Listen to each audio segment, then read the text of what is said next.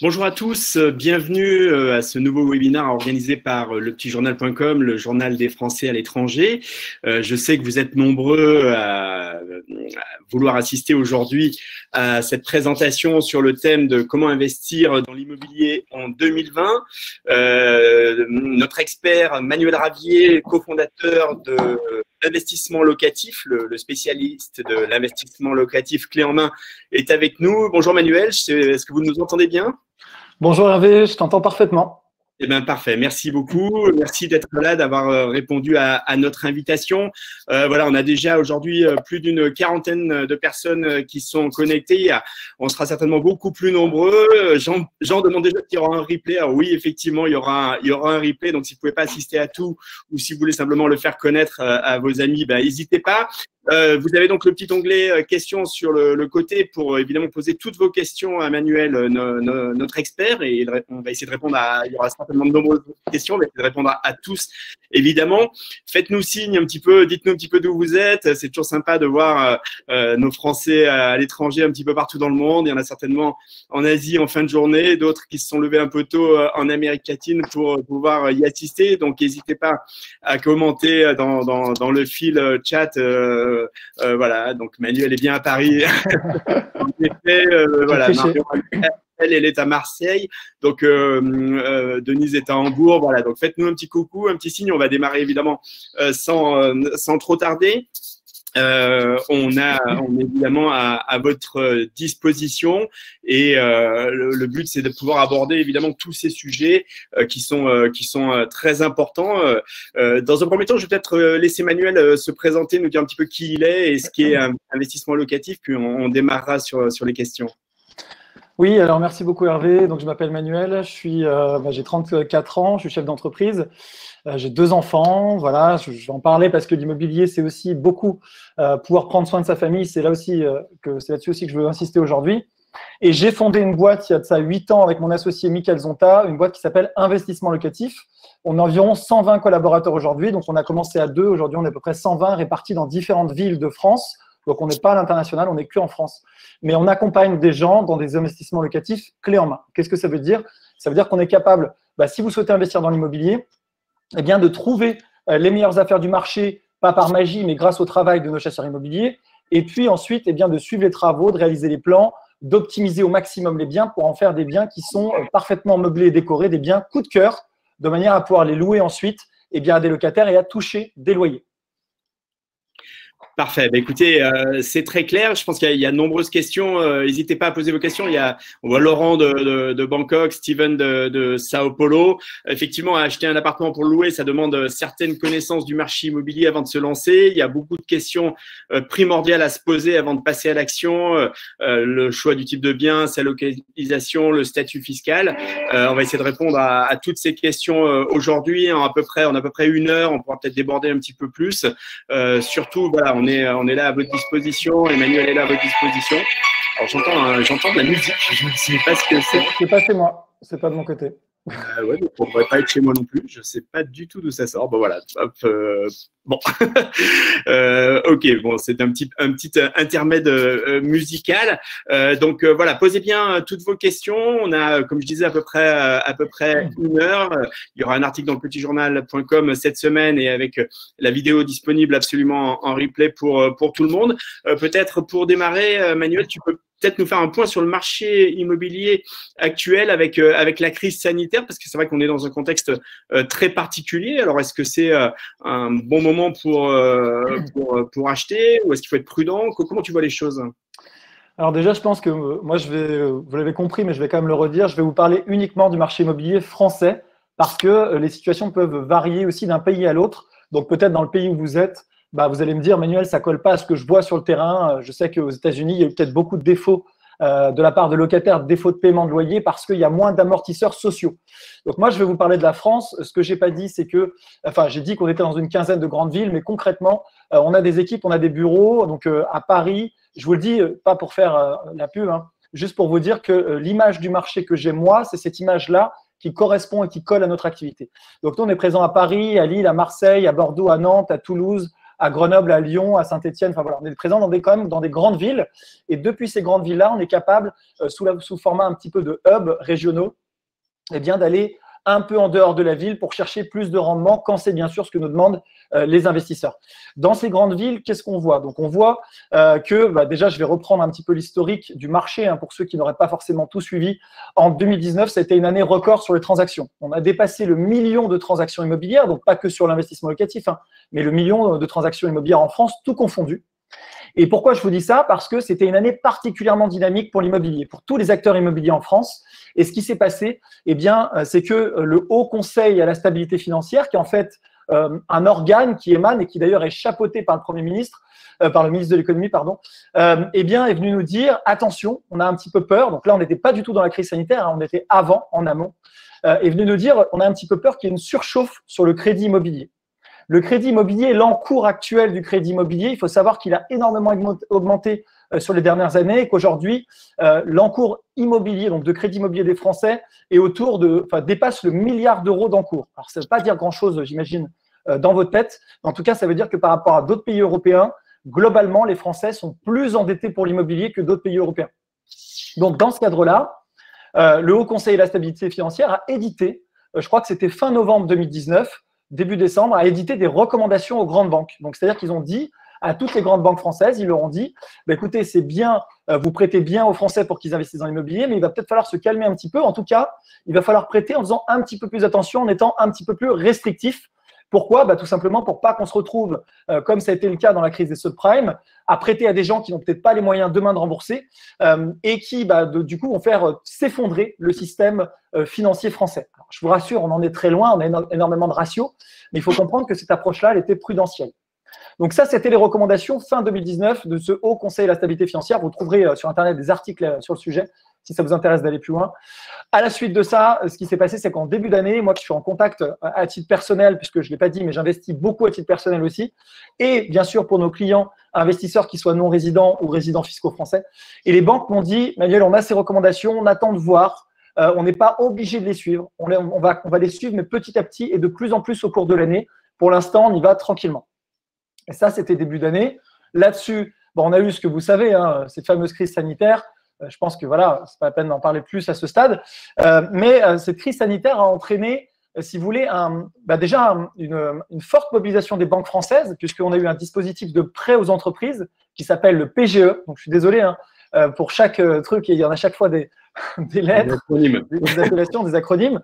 Mais ce PGE, prêt garanti par l'État, en fait, c'est un mécanisme où la France a dit on va intervenir peut-être plus que d'autres pays et on va essayer de protéger au maximum l'économie en faisant du chômage partiel pour que les gens ne soient pas à la rue si les entreprises tournent moins bien, etc. Et on va prêter aux entreprises. Et donc, les banques se sont concentrées au maximum sur le prêt sur les entreprises avec le PGE. Donc, là-dessus, elles ont une augmentation du coût du risque puisque les entreprises sont exposées sur les PGE à 10% de ce qu'elles prêtent. En fait, l'État garantit 90% du montant du prêt et 10% sont garantis par les banques. Donc, elles ont quand même une exposition au risque et elles se sont dit, comme on a cette exposition au risque, on est dans un avenir peut-être plus incertain du fait de la crise sanitaire, on va peut-être respecter encore plus justement les recommandations de ce Haut Conseil à la stabilité financière. Et puis là, après, c'est un avis perso. Mais pendant les périodes de crise, les banques, on l'a vu déjà en 2008, peuvent avoir besoin d'aide financière de l'État. Et donc, elles se sont dit, mais ça, c'est mon analyse, on va être bons élèves, on va montrer à l'État qu'on écoute ce qu'ils nous disent, de manière à ce que si on a besoin d'aide, eh bien, on puisse se faire aider tout simplement. Pourquoi je vous parle de ça? Parce qu'il faut comprendre qu'aujourd'hui, le marché immobilier, ce qui se dessine derrière, en fait, c'est un premier problème et un premier réel effet sur l'obtention de crédit, qui pèse peut-être presque plus à ce stade que la crise sanitaire. C'est-à-dire que les banques ont dit on va arrêter de prêter sur 30 ans. On avait des banques qui prêtaient désormais sur 30 ans pour de la résidence principale. On va arrêter, c'est désormais interdit. On va demander des taux d'endettement qui sont plus rationnels. Avant, on pouvait s'endetter quasiment sans limite chez certaines banques avec un système qu'on appelait le calcul différentiel. Et d'ailleurs, j'en ai bien profité à titre personnel ainsi que beaucoup de nos clients. Mais malheureusement, elles ont dit maintenant, on va être peut-être plus prudentes pour respecter ce qu'on nous demande. Et donc, eh bien, des gens qui pouvaient emprunter sans apport quasiment, on leur a demandé de l'apport. Des gens qui pouvaient emprunter sur 30 ans, donc des plus grosses sommes, on leur a dit maintenant, ça va être sur 20 ou 25 ans. Voilà. Donc, par rapport à tout ça, on a beaucoup de gens qui ont eu des refus de prêt. Et finalement, ça a participé à freiner, en tout cas, le volume de transactions sur le marché. Juste une petite aparté, je rentre un peu dans le détail, dans le vif du sujet, hein, Hervé. Si je suis trop technique, si je vous fatigue, si c'est pas assez péchu, dites-le moi dans les commentaires. Pas du tout, non. Au contraire, je pense que c'est important d'avoir ce contexte avant d'aborder plus les questions précises. Ok, bon, n'hésitez pas aussi dans les commentaires à me faire des feedbacks ou à rebondir en posant des questions, je les lis en même temps. Donc, on a eu ce système de crédit qui s'est un petit peu grippé, faut dire ce qui est, avec des gens qui ont eu des refus de prêts, avec une forte augmentation des refus de prêts. On a eu une augmentation, on est passé, je crois, de 10 à 20% de taux de refus de prêts au global, en sachant que les investisseurs ont été particulièrement ciblés. Pourquoi? Pour une raison très simple, parce que quand vous investissez dans l'immobilier, en général, vous avez parfois aussi votre résidence principale ou alors vous avez fait plusieurs projets. Par exemple, chez Investissement Locatif, on va dire qu'on a 2 clients sur 3 qui ont fait au moins 2 projets. Certains en ont fait 5, 6, 7, 8. Et en fait, tant qu'ils ont de la capacité d'endettement, tant que la banque prête, ils continuent. Et ce qui se passe, c'est que les banques disent peut-être que là, vous atteignez des taux d'endettement qui sont peut-être élevés. Il faut peut-être freiner pendant 1 an, 2 ans et revenir quand vous aurez reconstitué de l'apport ou quand vous aurez peut-être décaissé un bien, revendu un bien. Et donc, ça a entraîné des refus et ça a freiné ce marché. Lors du premier confinement, puisqu'on, vous le savez, on a eu 2 épisodes de confinement, un confinement que je vais appeler un confinement dur, puisque là, concrètement, on était globalement enfermés chez nous, on va dire ce qui est. C'était compliqué de se déplacer. Ceux qui sont en France comprendront de quoi je parle. Voilà, c'était je crois que c'était en mars-avril. Ce confinement dur, en fait, avait vraiment tout stoppé. On était enfermés chez nous, on faisait du télétravail, on essayait de rester mobilisés pour accompagner nos clients, on signait des choses à distance chez le notaire, mais c'était quand même très compliqué, on va se dire la vérité. Pour nous, comme pour tous les Français d'ailleurs, de faire du business et de travailler. Le second confinement dans lequel on est actuellement, et qui est un confinement en opposition que je vais appeler un confinement mou, si vous êtes à Paris, si vous êtes dans des grandes villes, vous allez très rapidement voir que l'État a compris aussi que c'était compliqué de tout bloquer pour l'économie, parce que Macron, notre cher président, a dit l'État paiera quoi qu'il en coûte. Et puis après, il s'est dit, mince, là, c'est facile de le dire, c'est une promesse politique. Et c'est important de le dire pour rassurer aussi les opérateurs du marché. Je ne critique pas notre président. Mais derrière, quand on doit payer, ça fait exploser la dette publique et c'est compliqué. Et donc, il a dit, cette fois-ci, on va essayer de bloquer uniquement les secteurs peut-être les plus à risque. Je ne rentre pas dans les polémiques. Voilà, mais donc, ils ont laissé travailler certaines entreprises, même beaucoup. Et quand vous êtes à Paris, dans les rues, il y a toujours des bouchons. Il y a toujours de l'activité. Même sur les trottoirs, des fois, j'avais du mal à me frayer un chemin. Donc voilà, donc on est dans un confinement mou où les gens continuent de travailler. Donc, l'effet n'est pas le même. Donc, maintenant, je vais vous parler plus précisément de l'effet sur le marché de l'immobilier. Premier confinement, je lisais des articles de journaux, l'immobilier décroche à Paris de 25%, du jamais vu, des articles putaclic. Moi, je suis au contact du marché, encore une fois, pas parce que je suis investisseur à titre perso. Moi, j'ai, je sais pas, je dois avoir une dizaine de biens à Paris, entre autres, mais je suis investisseur à titre perso, je continue d'acheter. À l'heure actuelle, je suis encore en train d'en acheter 3 à Paris. Mais au-delà de ça, on a une équipe, une armée, j'ai envie de dire, dans le bon sens du terme, de chasseurs qui est sur le terrain pour dénicher les pépites. Donc, si ça baissait de 25%, on l'aurait vu. Donc, moi, j'appelais. Quand je lisais un article comme ça, j'ai beau me douter que c'est pas vrai, j'appelais quand même mes chasseurs en disant qu'est-ce que tu as constaté? Est-ce que tu as des machins? Non, je t'assure, Manuel, je comprends pas. Ça continue même à monter à certains endroits. Je disais, bon, je comprends pas. Et en fait, ce qui s'est passé, c'est que effectivement, ça avait gelé le marché parce que c'était plus possible de faire de transactions, mais les gens n'ont pas baissé leur prix à ce moment-là, en tout cas. Ou alors, de manière hyper anecdotique, de quelques pourcents. J'ai lu un autre article, ça y est, les prix baissent enfin à Paris. Et en fait, quand on lisait l'article, c'était écrit, on passe de 12 000 € le mètre à 11 950 €. Donc, moi, j'appelle ça une consolidation à plat. On parle de 50 € sur 12 000, je vous laisse juger. Pour moi, c'est-à-dire qu'on rentre sur une période effectivement nouvelle de stabilité des prix à Paris. Ça, c'est sur le marché parisien. La France n'est pas que Paris. Dans d'autres villes, on a eu des augmentations très fortes. Si vous regardez le marché lyonnais, où on intervient aussi beaucoup, il est encore en augmentation de 10% sur 1 an, sur 12 mois glissants, malgré le confinement. À Lille, ça a augmenté aussi énormément avec un indice de tension immobilière qui continue à avoir un gros déséquilibre entre le volume d'acheteurs et le volume de vendeurs. À Marseille, ça a augmenté aussi, mais ce n'est pas forcément le cas effectivement de toutes les villes, et notamment ce qu'on a vu à Paris avec des prix qui se sont stabilisés. Donc la première question, c'est quel impact de ce premier confinement sur les prix de l'immobilier? Une relative stabilité à Paris et une augmentation dans d'autres villes. Paradoxalement, c'est pas moi qui décide.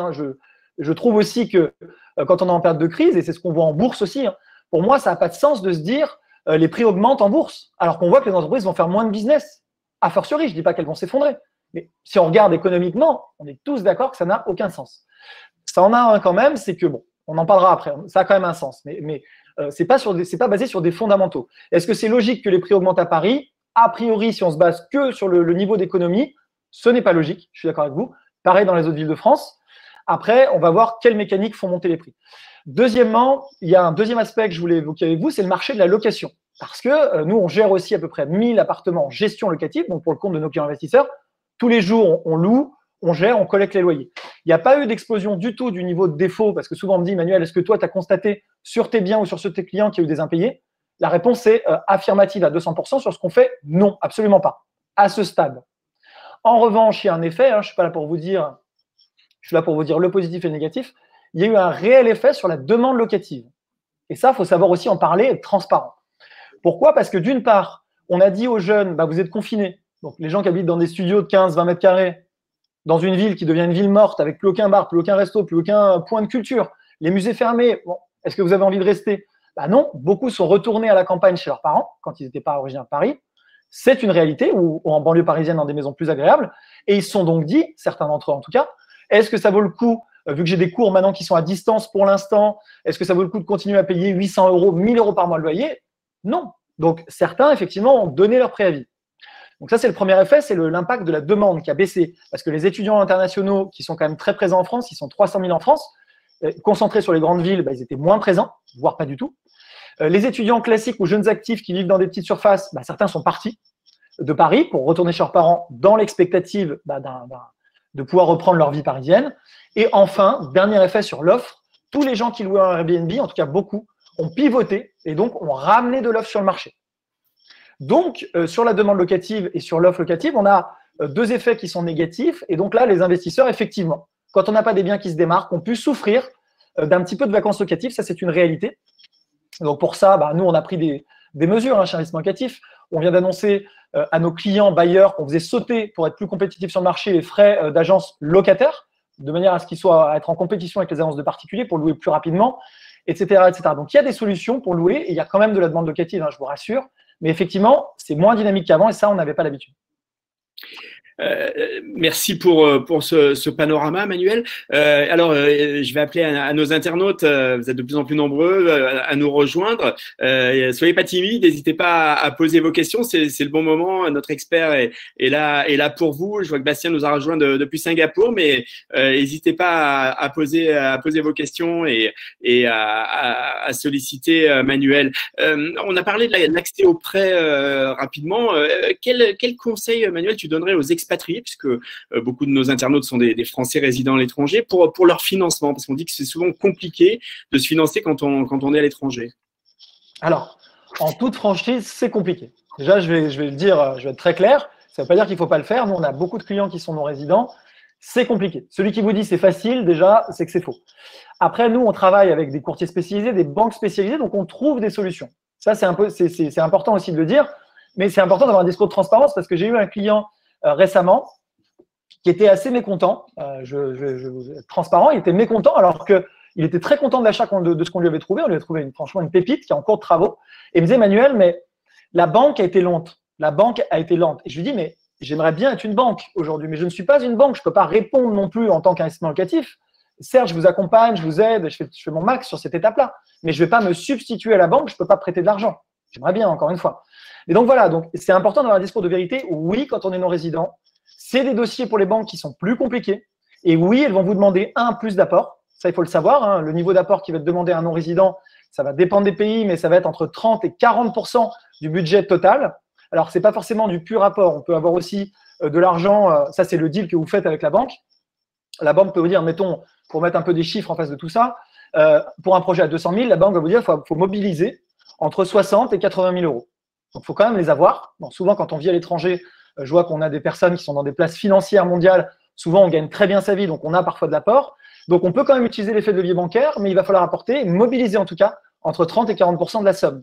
Ça veut dire qu'on va parfois apporter une partie et l'autre partie, on va le placer dans des fonds d'investissement avec la banque, bien entendu, sur des placements, des ETF, des actions, etc. Donc, ça, c'est vous qui choisissez, qui voyez avec la banque. Et là-dessus, la banque va nantir le montant. C'est-à-dire qu'elle va prendre une garantie, donc vous ne pourrez pas tout retirer demain. Ce qui fait que si demain vous arrêtez de la rembourser, elle va pouvoir récupérer et se payer sur les actions. Ça se fait beaucoup en ce moment avec les banques. Donc, c'est possible de se financer. Il faut avoir les bons interlocuteurs. Et nous, on peut vous aider là-dessus. Si vous passez par nous, même en amont, dans une démarche préliminaire, on fera tout ce qu'on peut pour vous aider là-dessus. Mais attendez-vous à ce que ce soit pas forcément toujours aussi réactif que… Je sais qu'en fait, dans certains pays, hein, là, je vois Singapour, Hong Kong, Hambourg, je vois qu'il y a certains pays où le sens du service, on va dire, est à un niveau supérieur au service français. C'est une réalité. Parfois, j'ai des Américains qui me disent, mais je comprends pas, aux États-Unis, on a un niveau de service, ou à Dubaï, on a un niveau de service qui est hyper élevé, et j'ai pas ce niveau de service, je le ressens pas dans mes échanges avec des interlocuteurs français. Et je leur dis, oui, bah après, chaque pays a ses spécificités. Je dis pas qu'on est parfait. En tout cas, nous, on travaille beaucoup avec des internationaux. On essaie vraiment de se mettre à votre service et on vous aidera dans cette démarche de prêt. Mais il faut compter entre 30 et 40% mobilisables pour le projet. À partir de là, on fait du levier sur l'autre partie. Donc, ça reste quand même très intéressant. Pourquoi, Manuel, tu conseilles quand même de mettre de l'apport? Je vois que de toute façon, on n'a pas le choix, on est un peu obligé, mais pourquoi finalement tu conseilles ça alors qu'aujourd'hui, les taux d'intérêt sont quand même, les taux sont quand même plutôt bas, enfin même très bas? Alors, je ne conseille pas, soyons très clairs, de mettre de l'apport. D'accord. Non, mais on va se dire la vérité. Parfois, des clients me disent ou des prospects me disent « Manuel, mais je ne comprends pas, parce que nous, on refuse de travailler si vous n'avez pas cet apport mobilisable. » Ça, je le dis. Et parfois, ça heurte des gens, même des Français, un résident qui me disent « Manuel, ma banque m'a dit OK sans apport. » Et ils ne comprennent pas que je leur dise « Moi, que le client mobilise de l'apport ou pas, entre guillemets, ça ne m'importe pas. C'est sa relation avec la banque, c'est sa balance financière. Si tous nos clients pouvaient faire du sans apport, j'en serais le premier heureux, parce que j'aurais plus de clients encore. Mais aujourd'hui, les banques ont ces exigences-là. Moi, je me contente de dire ce ne sera pas réaliste si vous n'avez pas et si vous ne cochez pas ces cases. Après, on sait que moins on met d'apport et plus on fait de levier. Donc, dans l'absolu, je conseillerais même aux gens de mettre le moins d'apport possible. La seule chose, c'est que quand vous faites un projet, par exemple, dans des zones où le prix de l'immobilier est très élevé, là, je vois qu'on me pose des questions sur Paris, Angélique, et je vais y répondre, dans des zones qui sont plus patrimoniales et donc avec des rendements locatifs qui sont peut-être plus faibles, on sait que sans apport, l'opération va être déséquilibrée. OK? Ça veut dire que sans apport, je vais peut-être avoir, je dis n'importe quoi, 1 000 € de loyer et 1 300 de crédit. J'en sais rien, c'est des grandes masses, hein, il faudrait le calculer. Ça va dépendre des arrondissements, dépendre des produits, etc. Faites pas attention aux chiffres, mais c'est pour vous dire, ça va être déséquilibré. Ça, c'est ce que les gens vendent en Pinel. Et moi, j'aime pas trop ça. Pourquoi? Parce qu'aujourd'hui, vous vous dites peut-être 300 € par mois à compléter, c'est pas grand-chose.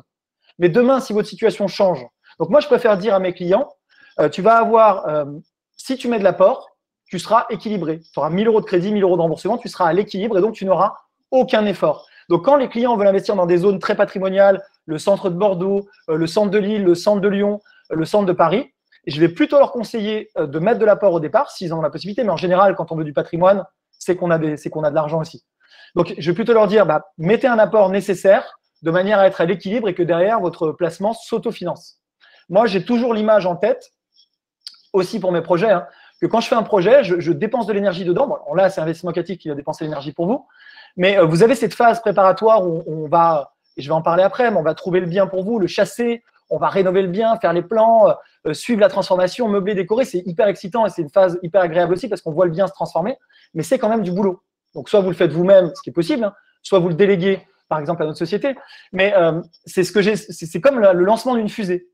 J'ai toujours cette image, moi, dans ma tête, à titre personnel. Une fois que la fusée est lancée, elle est en orbite. Après, ça tourne tout seul. Et c'est vraiment comme ça que je vous conseille d'appréhender l'immobilier. Quoi que vous fassiez, moi, je conseille de faire de l'immobilier, que ce soit avec nous, sans nous, avec qui vous voulez, mais faites de l'immobilier parce que ça enrichit énormément. Mais faites-le toujours en vous disant, j'ai mis mon apport, machin, je suis débarrassé. Et après, je sais que ça ne me coûte pas et que ça s'autofinance et que là, chaque mois, je m'enrichis sans effort, en fait. Et c'est ça qui est vraiment magique dans le domaine immobilier. Allez, on a les premières questions des internautes qui arrivent. Angélique demande si le meilleur investissement, c'est une petite surface et une location meublée privilégiée pour les étudiants ou alors plutôt sur des petites villes. Alors, j'imagine qu'il n'y a pas de recette miracle, mais quelle serait plutôt ta recommandation? Elle parle d'un budget d'à peu près 80 000 €. Alors, il y a beaucoup de questions dans la question d'Angélique. La première question, alors, globalement, il y a deux façons d'acheter un bien. Et je vais répondre à la question. Il y a deux façons d'acheter un bien. Soit on l'achète ce qu'on appelle en nom propre. Donc, c'est mon nom à moi ou le nom de moi et de mon associé ou de moi et de mon conjoint. Mais dans ce cas-là, on appelle ça une indivision. Mais c'est mon nom qui est sur l'acte de vente et c'est moi, Manuel Ravier, qui suis propriétaire du bien. OK. Ça, c'est la première possibilité. J'ai des biens, par exemple, que je détiens à titre de Manuel Ravier ou Manuel Ravier plus Michael, mon associé, ou plus ma compagne, etc. Ça, c'est la première chose. Si on achète en nom propre, la fiscalité qui s'applique, il y a deux régimes. Le régime de la location meublée et le régime de la location nue. J'ai fait plein de vidéos sur YouTube. On pourra peut-être mettre le lien, Florence, de la chaîne YouTube. On a plein de vidéos gratuites de conseils.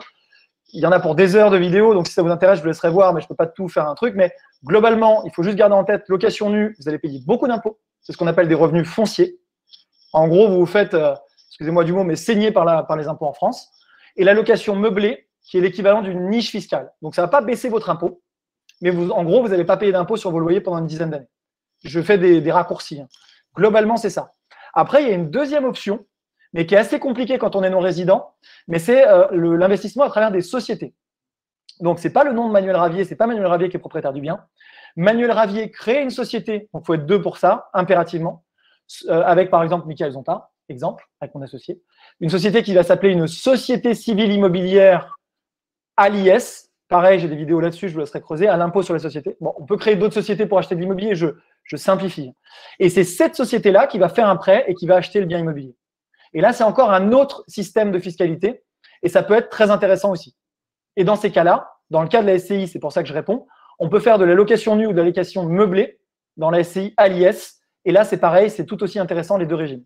Si par contre, Angélique, tu achètes à titre personnel, ce que je te conseille sur le montant que tu évoques de 80 000 €, je ne te conseillerais pas d'acheter en société parce qu'il y a quand même des frais. Je te conseillerais d'acheter à titre personnel. Là, le plus intéressant sera de la location meublée pour la fiscalité. Et avec 80 000 € de budget, nous, on ne saura pas faire à Paris. Parce qu'à Paris, il faut savoir qu'aujourd'hui, c'est très cher. Le mètre carré, environ à 10 000 € si on écoute les moyennes, à l'achat. Après, il faut rajouter les frais de notaire. Après, si tu fais des travaux, si tu mets des meubles, si tu délègues à notre société, il y a des frais aussi. Donc, ça fait des frais qui s'ajoutent. Et le frais facial de 10 000 €, en fait, tu finis à 12 13 000 € en produit fini. Et à partir de là, c'est compliqué parce que tu vois, ça ne ferait pas beaucoup de mètres carrés pour 80 000 €. Donc, 80 000 €, c'est quand même un beau budget. Hein. Tout est toujours faisable en immobilier, mais tu vas plutôt aller sur des villes de province où tu pourras faire quand même des bons rendements et avoir des endroits attractifs en termes de location. Tout investir par prêt, si, c'est plus intéressant, mais la banque refusera. Encore une fois, dans l'absolu, dans la théorie pure, oui. Et dans les faits, tu vas arriver à la banque, tu vas dire, moi, je veux mettre que du prêt. Ils vont te dire non. Donc, voilà. Alors, Angélique, c'est bien en province qu'elle voulait investir, donc ça pourra certainement correspondre et vous pourrez certainement l'aider. On a Laetitia qui est en Belgique et qui demande si… alors, attendez, hop, je déroule la question. Comme elle est résidente belge, elle se demande au niveau des impôts s'il y a un risque de double fiscalité si elle fait un investissement en France. Alors ça, il faut qu'on creuse pays par pays en fonction des conventions fiscales. Mais je suis quasiment sûr que non, il n'y a pas de double imposition. En fait, tous les pays, même la Suisse par exemple, il y a des conventions fiscales qui font que justement, il n'y a pas de double imposition. C'est le principe. Même pour les résidents US, il y a énormément de choses. Et en fait, au final, vous êtes obligé de payer un comptable aux US. Pour ceux qui sont US personnes, je pense que vous le savez. C'est tout un truc. On ne peut pas déclarer ses impôts soi-même. On passe par un expert comptable. Moi, ma compagne a nationalité américaine, donc elle le fait chaque année, même s'il n'a pas de revenus aux US. Elle est obligée de déclarer ses revenus français aux US. Elle paye ses 1 000 € de comptable, mais derrière, elle ne paye pas d'impôts ou quasiment rien. Donc, non, ça reste intéressant. Donc, nous, on a des étrangers. Moi, je suis hyper fier de cette anecdote. Un jour, j'ai quelqu'un qui m'appelle, qui me dit, qui en plus avait des questions hyper pointues, hyper pertinentes, et qui m'appelle et qui me dit, voilà, moi, je suis tunisien, j'habite à Dubaï, et je voudrais investir avec vous à Paris. Et ça, c'était, moi, j'ai adoré parce que pour le côté international, c'était génial. Et donc, il posait des questions hyper pertinentes. En fait, il était pilote d'avion chez, je ne sais plus dans quelle compagnie, je crois chez Emirates ou quelque chose comme ça. Et il nous a envoyé plusieurs personnes. C'est pour vous dire que vous soyez français de nationalité ou pas, il y a le vrai premier critère, c'est la résidence fiscale. C'est le vrai premier critère. Après, il peut y avoir des spécificités entre les pays. Effectivement, bon, voilà. Donc ça se creuse, entre guillemets. On pourra vous conseiller, mais on n'est pas non plus fiscaliste international, hein. On peut vous orienter vers des gens où vous pouvez vous-même avoir des experts comptables dans vos pays qui peuvent vous conseiller. Donc, n'hésitez pas à nous solliciter si vous avez des questions un peu plus détaillées. Mais oui, ça reste intéressant d'investir en France parce que vous bénéficiez quand même de ce système LMNP ou LMP. Pourquoi? Parce que quand on est non-résident fiscal, qu'on soit français ou étranger de nationalité et qu'on ne vit pas en France, si on dépasse 23 000 € de revenus locatifs annuels en France, donc c'est-à-dire environ 2 000 € par mois, un tout petit peu moins de 2 000 € par mois de loyer perçu sur le sol français de location meublée, c'est précis, eh bien, on n'est pas loueur meublé non professionnel. On va devenir… Ah, j'ai perdu ma caméra. Ah, est-ce qu'on m'entend? Hop. Je ne sais pas pourquoi. Hop, est-ce qu'on m'entend? Non. Hop. Est-ce qu'on m'entend? Non, non.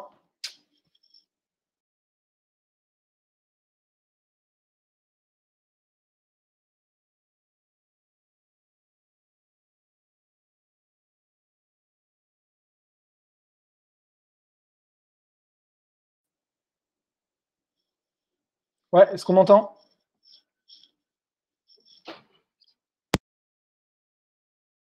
Pas. Allô? Allô, allô?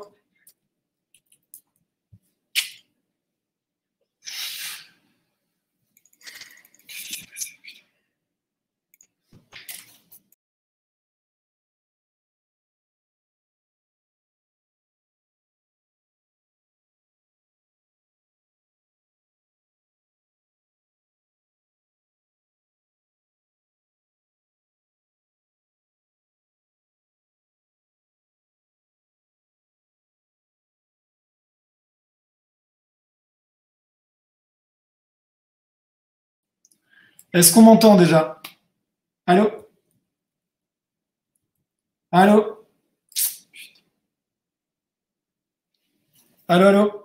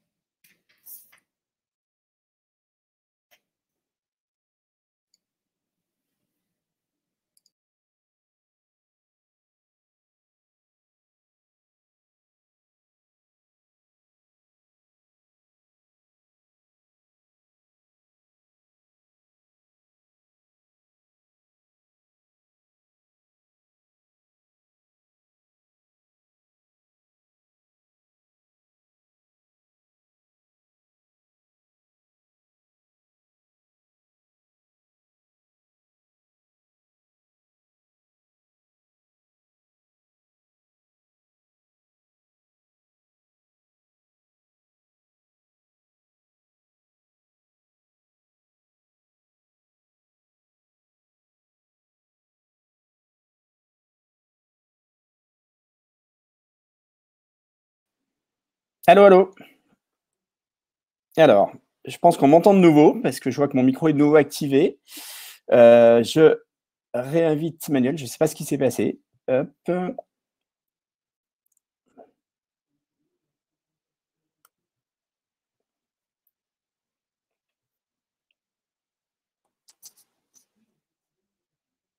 Alors, Manuel va nous rejoindre. Désolé pour ce contretemps. Merci à tous. Continuez à poser vos questions. Oui, effectivement, moi j'entendais Manuel, mais il n'entendait pas. Donc du coup, j'espère que qu'il va pouvoir se reconnecter pour qu'on puisse poursuivre. Vous aviez de nombreuses questions. Voilà, je le vois parmi les connectés, donc j'espère qu'il va pouvoir monter sur scène, comme l'outil normalement nous le permet, et comme j'essaie de le faire. Il a dit qu'il redémarrait, donc du coup, voilà, le voilà. Est-ce que je suis revenu? Ouais, désolé Manuel. Alors moi j'avais plus de son et toi tu avais le son mais pas l'image. Bon voilà, on a tout. Désolé. Allez, c'est reparti. Désolé pour ce contretemps. C'est bon. On va bon. terminer un petit peu plus tard. Parfait. Je suis vraiment désolé. J'ai dû changer d'ordinateur. Je ne sais pas ce qui s'est passé sur mon Mac, mais bon, voilà. Ok. Allez, donc du coup. Oui, donc je disais, juste pour rebondir, il y avait deux possibilités de détention. Je crois que j'étais là-dessus. Et si vous achetez en SCI, c'est de ça que je parlais? Vous pouvez faire de la location immobilière. C'est ça, absolument. Et tu évoquais la différence LMP et LMNP. Oui, donc voilà, si vous êtes non-résident et que vous dépassez 23 000 euros de revenus annuels, c'est-à-dire un peu moins de 2 000 euros, vous devenez LMP. Qu'est-ce que ça change? Alors, ça ne change pas tout, mais ça change quand même des choses. Aux yeux du fisc français, vous devenez un loueur meublé professionnel. Donc, il y a des avantages sur des abattements sur les plus-values, mais il y a aussi des désavantages. Vous devez adhérer, ça coûte 1 100 euros par an en plus, parce que vous devez adhérer justement au système, l'ancien RSI, au SSI, à la Sécurité sociale des indépendants. Peut-être et probablement que vous avez des droits par rapport à ça. Alors, Denise nous pose une question. Elle demande s'il est possible de transformer un studio existant, nu, j'imagine, en meublé. C'est-à-dire de changer finalement, de passer en loueur meublé.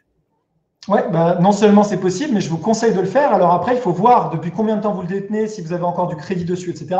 Il y a une petite étude à faire. N'hésitez pas vraiment à me contacter par rapport à ça. Je vous mettrai en relation avec un expert comptable spécialisé en location meublée qui vous fera une simule pour que vous puissiez voir gratuitement. D'ailleurs, hein, je vous ferai un entretien gratuit. On en bénéficie pour nos clients.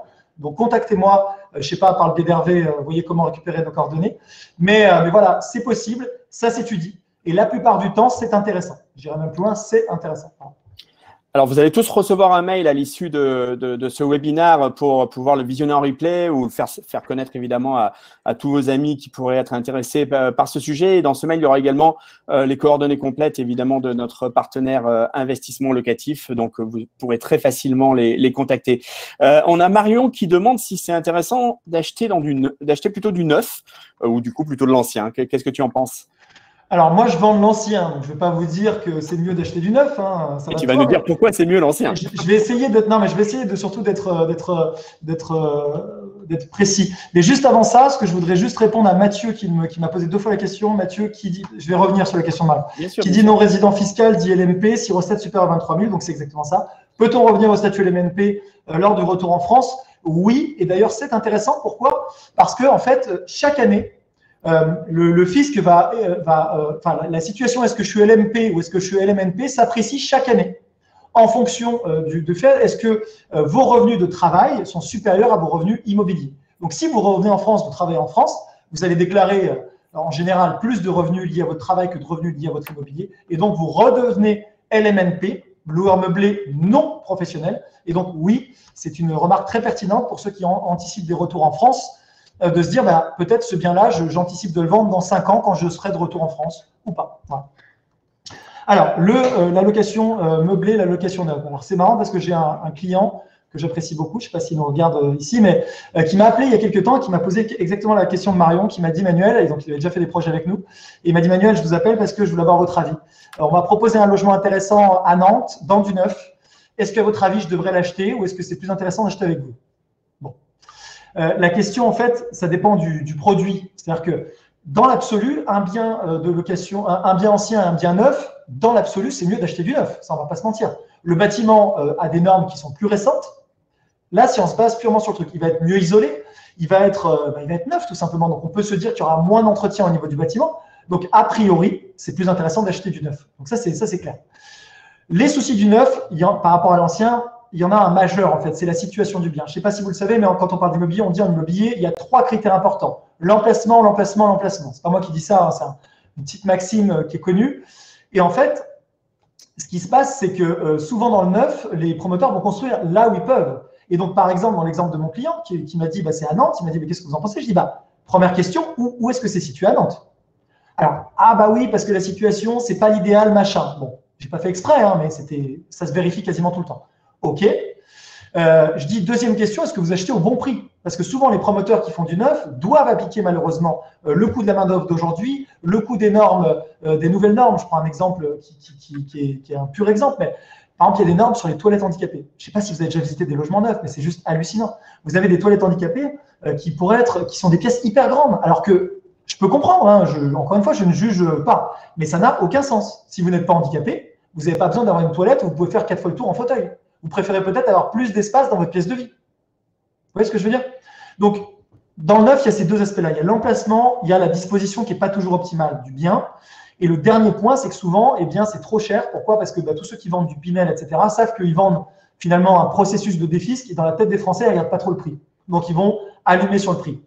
L'immobilier ancien, ce qui est intéressant, et dans ce qu'on vend nous, c'est qu'on peut trouver des biens qui ne sont pas du tout sexy en l'état, parce qu'on va trouver des biens à rénover, donc des biens qui sont dans leur jus, donc dans des immeubles sains. On peut avoir des biens qui sont bien situés dans la ville, hyper bien placés, parce que les immeubles sont déjà construits. Si vous prenez le centre de Paris, le centre de Lyon, le centre de Nantes, tous les centres-villes, la plupart des terrains, ils ont déjà été construits depuis longtemps, les terrains intéressants, c'est logique, quoi. Donc voilà.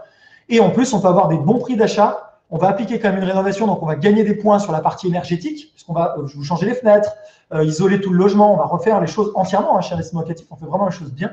Et derrière, vous aurez un bien coup de cœur bien placé. Et donc, finalement, vous avez acheté pas cher, vous louez sur la tranche haute parce que vous avez des biens hyper optimisés et ça vous permet d'avoir un meilleur rendement. Alors justement, ça c'est une interrogation pour nos internautes français à l'étranger notamment. Comment est-ce que vous gérez le fait que ces expatriés ne peuvent pas forcément ou difficilement se déplacer? Ça a été particulièrement le cas évidemment cette année ou en ce moment. En gros, comment vous travaillez à distance avec eux? Alors, comment on travaille à distance avec eux? En fait, on fonctionne beaucoup en visio, on fait des visites virtuelles, on fait parfois même des vidéos WhatsApp. Nous, en fait, on a développé tout un outil qui est l'espace client et dans lequel on va tout partager, tout centraliser. Les documents, vous parlez avec nos archis, les chasseurs, vous parlez avec toute l'équipe au même endroit. Donc, ça, c'est hyper pratique. Et on a fait une application mobile. Je vais vous la montrer rapidement, mais on a fait une application mobile et puis après, on fonctionne avec, aujourd'hui, c'est assez facile. On voit tout sur Google Street View. On est en France, donc ça, c'est encore un atout de la France par rapport à peut-être d'autres pays moins développés. Je ne dis pas de manière condescendante, mais on a la chance d'avoir un système notarial où quand vous achetez, vous êtes sûr d'être propriétaire. Vous savez, par exemple, qu'en Grèce, je ne suis pas spécialiste de la Grèce, si trois, je ne sais plus le truc, mais c'est hallucinant, si 3 ou 4 personnes disent que en fait, ce terrain n'est pas à vous, il n'est pas à vous. C'est incroyable. Il y a des pays comme ça. Il y a d'autres pays où on a finalement des baux. Moi, je regarde pour diversifier, parce que j'ai énormément d'immobilier en France, je regarde d'autres pays. Il y a des pays où vous n'êtes jamais propriétaire du terrain, vous devez payer un loyer et vous devrez, dans 20 ans, je prends l'exemple de Bali, ça peut être intéressant sur le papier, mais dans 20 ans, vous devez repayer, vous ne savez pas combien c'est en fonction de la valeur du terrain dans 20 ans. Donc, ça se trouve, ils vous disent, voilà, le terrain maintenant, il faut me le repayer x4, x10. Et vous êtes obligé de payer, sinon vous perdez la maison. Enfin, c'est des trucs comme ça. Ça ne veut pas dire que ce n'est pas intéressant. Encore une fois, je ne compare pas. Je dis juste qu'un des atouts de la France, c'est que même à distance, vous avez votre acte de propriété, vous êtes tranquille. Vous êtes sûr d'être propriétaire, vous êtes représenté par notaire. Donc, il n'y a aucun sujet là-dessus. On est sur un système… Voilà, donc vous voyez Google Street View, vous avez l'acte notarié. Nous, on fait des vidéos du bâtiment, on vous donne toutes les infos. Bien sûr, toutes les infos, vous allez avoir votre budget de travaux. Vous allez avoir, je vais juste vous montrer l'application. Vous allez tout avoir, enfin voilà, toutes les infos avant de vous positionner. Après, bien sûr, vous pouvez venir si c'est votre souhait. C'est un peu compliqué dans l'état actuel. Mais déjà avant, on avait beaucoup de clients qui ne se déplaçaient pas. Et moi-même, je vais vous dire un truc. Après, moi, je suis particulièrement averti. Mais quand j'achète des biens, je ne me déplace pas. Je n'ai pas besoin, en fait. Je vois tout. Pourquoi est-ce que, voilà, j'irai. Après, parfois, ça fait plaisir. Et surtout au début, la confiance, je le dis aussi assez souvent à nos clients, la confiance s'acquiert. Donc, il y a des clients qui aiment bien venir voir que le bien existe, qu'on est sérieux, rencontrer les équipes. Et en plus, on a des bureaux dans les villes où on est hyper fiers de ces bureaux et de nos équipes. Donc, on est content quand les clients viennent, mais on peut tout faire à distance. Voilà, on a cette petite appli. Je ne sais pas si on va voir grand-chose. Voilà, donc là, on a mon projet. Et puis là, on voit, on a les discussions. On parle avec Claire Philippe, c'est l'architecte qui est en charge. J'ai un projet en cours à Paris 8e. Et en fait, je teste l'outil comme un client. Voilà. Donc là, je vois tout. Je vois mon équipe. Là, c'est mon onglet équipe où je peux appeler chaque membre de l'équipe, le chasseur, etc. Bon, c'est pas optimal, je n'avais pas prévu de vous montrer ça, mais et là, je retrouve tous mes documents dans l'onglet documents.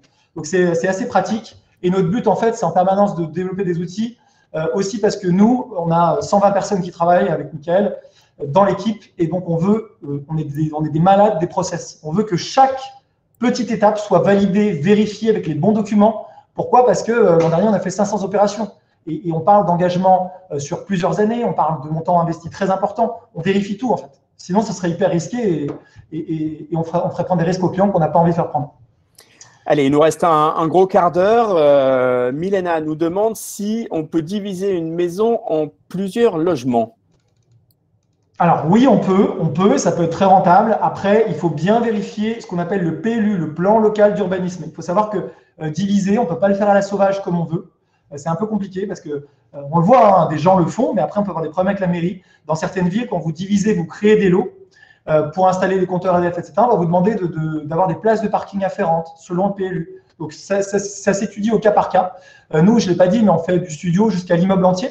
On restructure des immeubles entiers. C'était le cas. Enfin, on a plein de projets d'immeubles à Lille, en région parisienne, à Bordeaux, à Marseille. On fait des choses un peu partout. Donc n'hésitez pas à nous solliciter pour les plus gros montants sur des tickets à partir de 600 000 à 1 500 000 à 2 millions d'euros. On fait des immeubles entiers avec de 6. Ça commence même plus bas. Dans la banlieue lilloise, on a des projets qui peuvent sortir à 350 400 000 euros avec 4 logements. Mais voilà. Mais ce qu'on vérifie à chaque fois pour sécuriser le client, c'est qu'on ait bien soit les compteurs, soit que ce soit déjà divisé, soit les lots sur la matrice cadastrale, soit que le PLU le permette. Et dans ce cas-là, il faut faire des démarches de déclaration préalable, il faut obtenir des autorisations. Et dans ces cas-là, nous, on le fait pour nos clients. C'est hyper important, mais il faut faire les choses bien. Parfait. Marie demande s'il vaut mieux gérer soi-même la location ou bien le déléguer à une agence. Ça dépend de ce que vous voulez faire. Déléguer, ça coûte toujours de l'argent. Donc, si vous avez la possibilité d'être sur place, etc., ou que vous avez un proche sur place, vous pouvez tout à fait le faire vous-même. Et puis, au moins, vous voyez ce que c'est que de gérer un bien. Et voilà. Après, si vous voulez ne rien faire, vous pouvez déléguer. Beaucoup de clients nous demandent aussi de gérer la partie location. Je vais prendre quelques questions là qui me semblent intéressantes. Marion, y a-t-il des avantages fiscaux en investissant dans l'ancien? Oui, il y a un énorme avantage fiscal.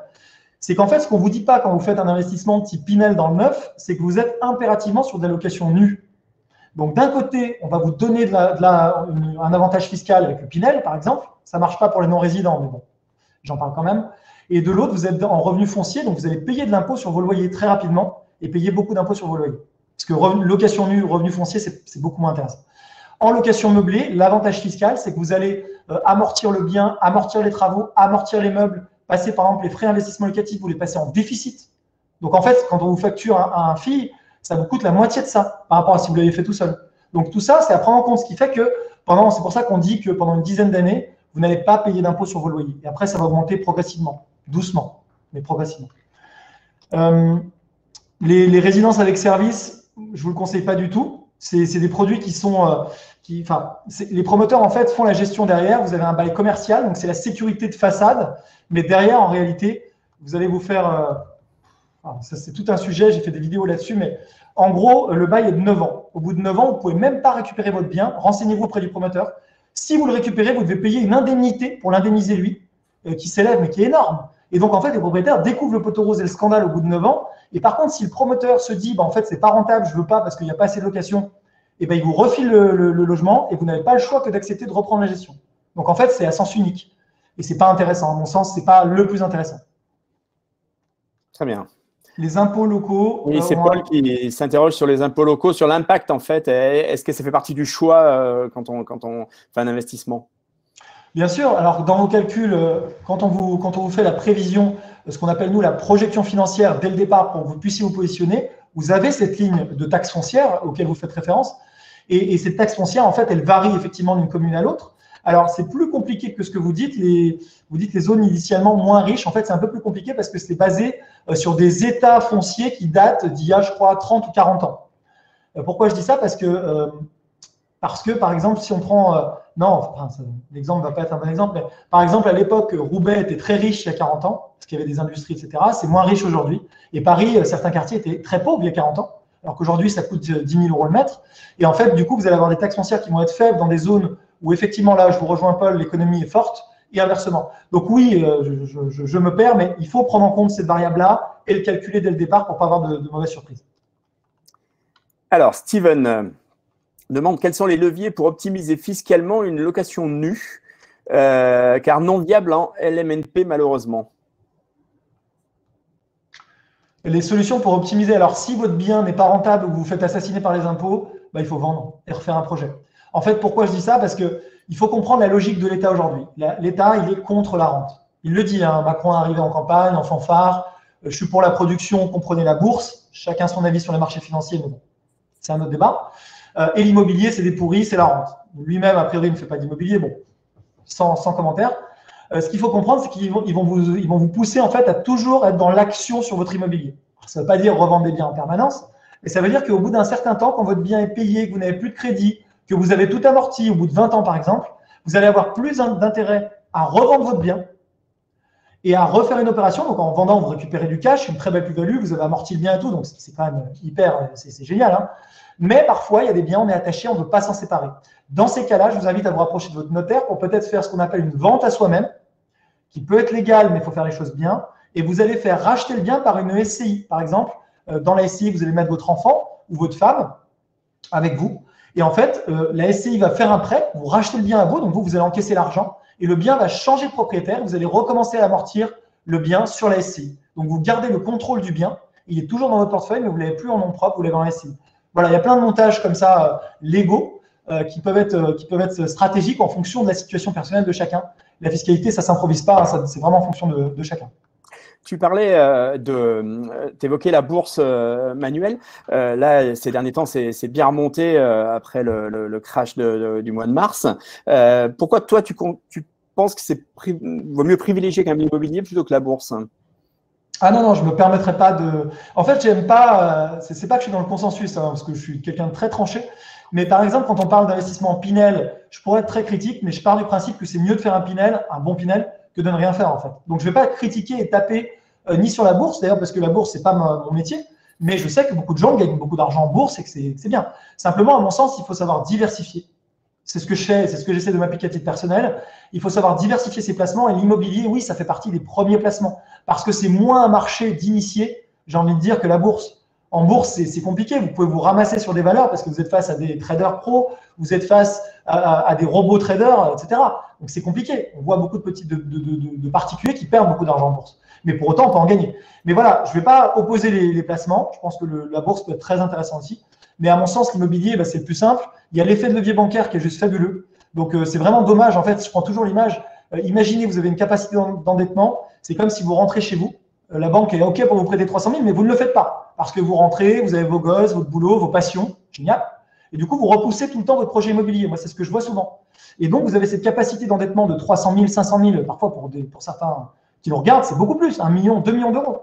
Et en fait, vous n'utilisez pas ça. C'est comme si chaque jour, vous rentrez, sur le comptoir, il y a 1 million d'euros en billets. Et vous le regardez et vous dites, non, pas le temps. Est-ce que vous réagirez comme ça? Je dis ça pour faire prendre conscience aux gens, parce que c'est ça. Parce que si vous faites de l'immobilier avec effet de levier et que vous utilisez votre capacité d'endettement, ce million, ce 200 000 euros, ce 500 000 euros, votre capacité d'endettement, elle devient votre patrimoine dans 15 ans, 20 ans. Et ça, il faut vraiment en avoir conscience. Essayer, je crois, moi j'en suis persuadé, hein, j'ai investi énormément en utilisant toujours au maximum ma capacité d'endettement. Mais voilà, je suis passé de zéro de patrimoine à un patrimoine que je n'aurais jamais pu espérer parce que systématiquement, je vais essayer de m'endetter au max sur des bons placements. Je suis pas con. Donc, soyez bien accompagnés, faites les bons choix. Je ne vous dis pas d'acheter n'importe quoi, mais c'est vraiment de l'investissement. C'est de la bonne dette, comme on appelle ça. Donc, si vous le faites, voilà, vous allez vous enrichir énormément. Alors, Angélique, elle demande justement si le bon placement, est-ce qu'il faut craindre les achats dans des grosses structures à plusieurs lots ou plutôt privilégier des petites copropriétés, notamment en raison des charges? Voilà, là, je pense que là, la réponse est donnée en même temps. Souvent, nous, quand on fait une projection financière, vous avez les charges. Par définition, on va éviter les logements où les charges sont déraisonnables, sauf si le prix est décoté. En fait, on va calculer le rendement moins la taxe foncière, moins les charges, et vous avez votre rendement net. Voilà, et à partir de là, vous comparez, et vous dites est-ce que c'est intéressant, oui ou non. Ça ne veut pas dire grand-chose, il faudrait parler d'opérations concrètes. Je n'ai pas parlé juste sur notre service. Effectivement, vous l'avez compris, on fait de la délégation de A à Z, donc on va de la recherche du bien en fonction de vos critères, on va vous conseiller sur les critères aussi, selon vos objectifs, recherche du bien avec nos chasseurs immobiliers jusqu'à la mise en location. En passant, donc, recherche du bien, vous validez signature notaire, là on suit pour vous, on fait le cahier des charges travaux, on suit les travaux pour vous avec nos architectes, on fait les plans, on fait tout. Vous avez des rapports de chantier dans votre application mobile ou sur votre espace investisseur. On meuble, on décore en fonction de vos goûts, on a des univers décoratifs. Et ensuite, vous pouvez mettre en location. On a à chaque étape une vision sur le rendement. On vous annonce dès le départ un rendement et on s'y tient. Il faut savoir qu'aujourd'hui, on a loué tellement de biens, on en a, je sais pas, 1000 en gestion à peu près, un peu moins, on doit être à 800, mais on en loue en permanence, qu'on a une vraie vision, un vrai track record sur le marché, puisque ça fait 8 ans qu'on fait ça. À partir de là, quand on s'engage, on va vous dire le loyer va être dans la fourchette de 800 à 850 euros. On respecte ça, c'est notre réputation en fait. Donc, c'est ce qu'on fait.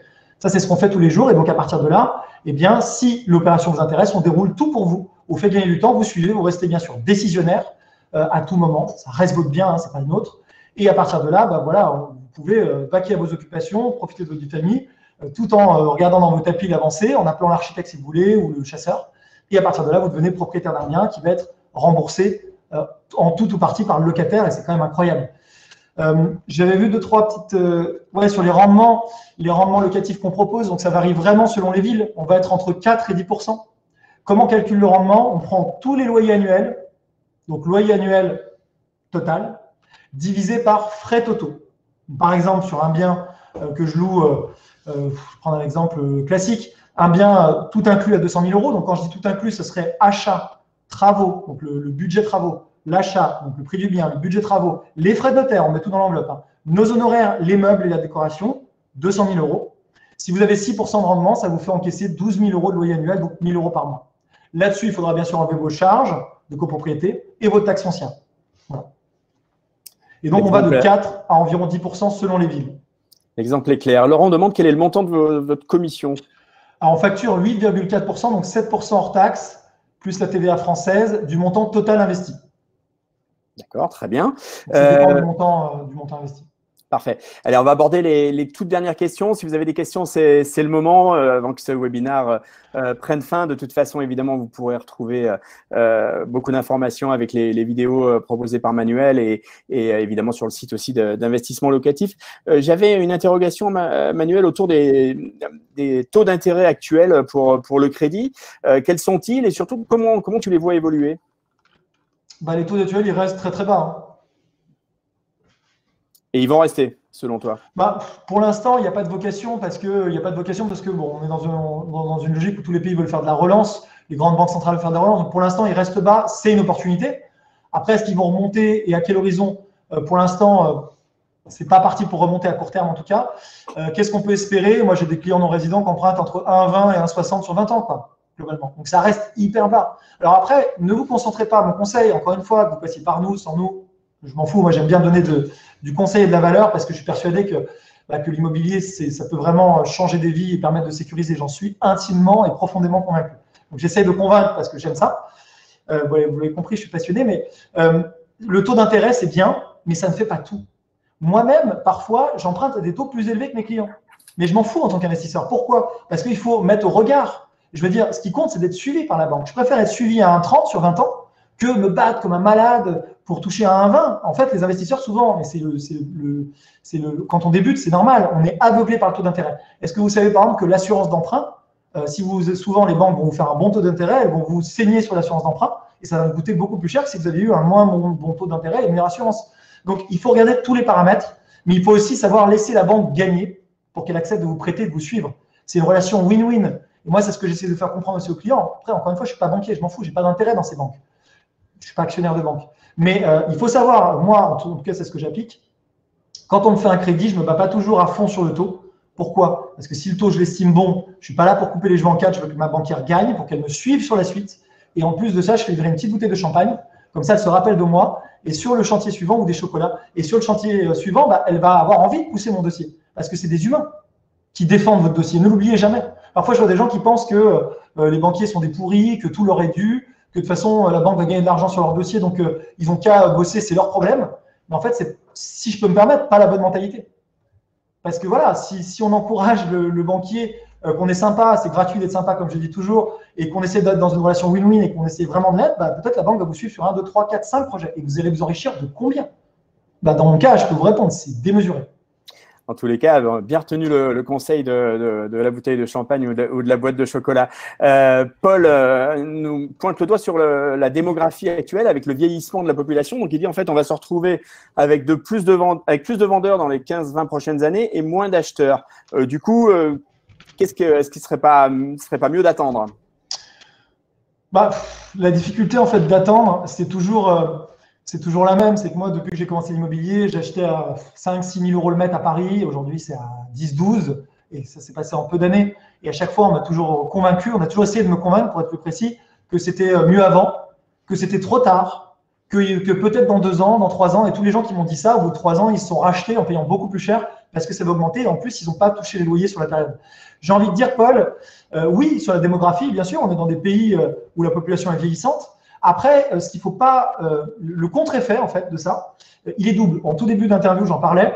Il y a le côté injection de liquidité. Selon moi, mais chacun ses théories, il y a beaucoup d'économistes qui disent qu'il va y avoir de l'inflation sur les actifs, d'autres qui disent qu'il n'y en aura pas. Donc, encore une fois, c'est à vous, et on parle d'investissement, donc c'est à vous de faire votre propre avis.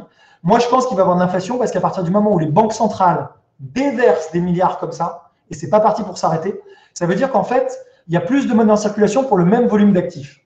Et c'est ce qui se passe déjà en bourse. On en parlait au début. Je disais, mais pourquoi la bourse monte alors que les fondamentaux économiques sont mauvais? Parce que l'économie va mal quand il y a une crise comme ça. Pourquoi ça monte? Tout simplement parce que les milliards sont injectés et qu'on voit qu'on a des banques centrales. On a la banque, encore une fois, je ne suis pas économiste. Quand je parle avec des économistes, ils me disent même la banque suisse, la banque publique suisse rachète des actions d'entreprises privées. Et en fait, ça entretient la bulle. Mais parce que tout ça, ils sont obligés, en fait, pour soutenir les cours, de racheter des actifs en permanence et puis de placer cet argent qui a été imprimé à grand renfort. Et en fait, ce que disent certains économistes, dont Patrick Artus, moi, c'est la théorie que je privilégie, pas à très court terme. Moi, je privilégie à très court terme que le marché soit plutôt en consolidation à plat, comme j'appelle, c'est-à-dire plutôt flat sur les 12, 18 mois, parce qu'on absorbe quand même beaucoup de mauvaises nouvelles. Hein. Donc, il y a des, je vais vous parler des choses positives et qui me font penser que l'immobilier va monter, mais on a aussi les mauvaises nouvelles économiques.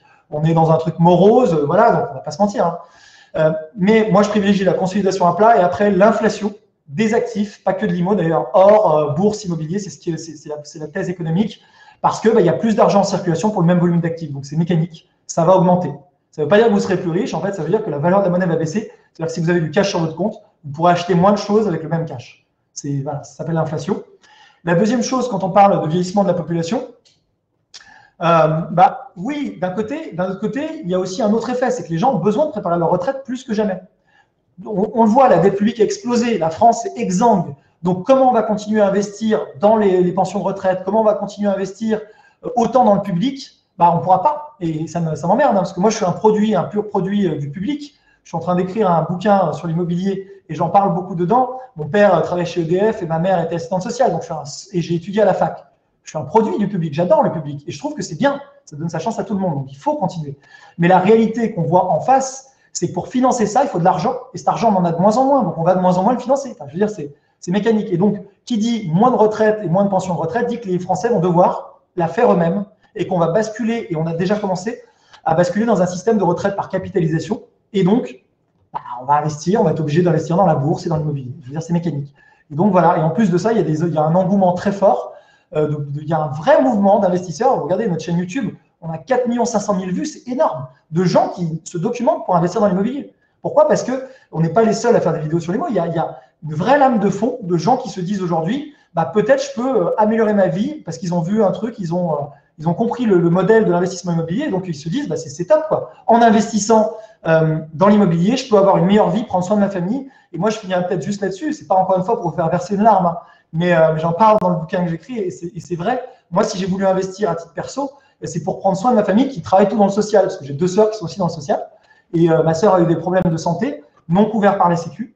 Bref, sans rentrer dans les détails, qui a pu payer? Moi, parce que j'avais investi dans l'immobilier, que j'avais le machin. Donc, encore une fois, je ne vous dis pas que vous allez devenir milliardaire et Bill Gates en investissant dans l'immobilier, mais je vous dis, si vous avez des revenus alternatifs et que vous avez du patrimoine en plus, pour votre retraite, pour vos enfants, etc., pour moi, c'est toute la valeur du truc, au-delà de notre amour pour la pierre, parce qu'on aime l'architecture, etc. Très bien. Écoutez, on arrive au terme de ce webinaire. Merci beaucoup, Manuel. Merci à tous les internautes. Peut-être, je ne sais pas, Manuel, si tu veux rajouter un dernier mot de la fin, puis après, Non, alors moi, je suis très actif.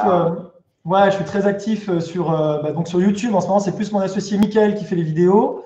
Je suis actif. D'ailleurs, il fait une vidéo tout à l'heure avec un député qui a fait voter une loi anti-squat, très intéressant. Il va la tourner tout à l'heure, elle va pas publier bientôt, donc on pourra vous donner des éclairages parce que ça bouge positivement cette fois-ci pour virer les squatteurs. Donc on va en parler. Il va interviewer ce député-là. Je suis très actif aussi sur Instagram, @Manuel Ravier, si vous voulez me suivre. Là, je partage un peu plus ma vie et mes pensées d'investisseur sur LinkedIn. Voilà. Donc n'hésitez pas, si je vois que vous avez encore plein de questions, à venir avec grand plaisir. Et puis à tanner Hervé pour que je revienne bientôt sur un webinaire. Avec un très grand plaisir. Merci beaucoup, Manuel. Merci à tous. Alors, je vous rappelle que ce webinaire sera disponible dans quelques minutes en replay. Vous allez recevoir un mail. Dans ce mail, il y aura également tous les contacts d'investissement locatif, notre partenaire, dont Manuel est le cofondateur et dirigeant. J'espère qu'on a répondu à la majorité de vos questions. Si vous en avez d'autres, évidemment, prenez contact avec eux. Il y aura un article aussi dans le petitjournal.com. J'espère que vous êtes nombreux, j'imagine, à le lire dans les prochains jours avec la vidéo. Faites-la connaître aussi. Faites connaître ce webinaire aussi à tous vos amis et vos contacts qui pourraient être intéressés par ce sujet. Je vous remercie beaucoup. Je vous souhaite une bonne journée ou une bonne soirée selon certains. Merci Manuel et puis à très bientôt tout le monde. Au revoir. Merci pour vos questions à tous. Bye.